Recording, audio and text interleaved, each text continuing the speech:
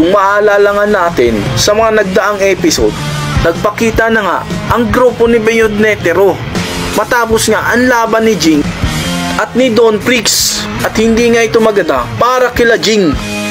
Sinasabi ko na nga bang may nakapasok pa bukod sa inyo at masama pa ang kanilang balak.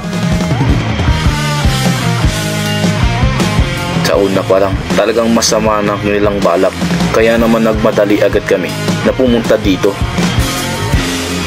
Nakita nga natin dito si Gon, nagalit nga ito dahil sa pagkabigla ng pagdating ng grupo nila Bayonetero, dahil sa alam nga ni Gon na hindi maganda ang gagawin nito. Anong binabalak mo? Bakit ka nandito? At bakit kasama mo ang grupong yan, Kuya Illumi? Ganyan ka na ba bumati ngayon sa kuya mo, Hakil? At ano naman kung nandito ako? Masama bang nandito ako, ang Killua? Dahil alam ni Killua na hindi maganda lahat ng mga binabalak mo. Laging ganon ang naiisip ni Killua sa'yo. Sa pagkakataong ito ay nagkakaharapan na nga dito sila Illumi. Nandito naman si Razor, Gon at Killua.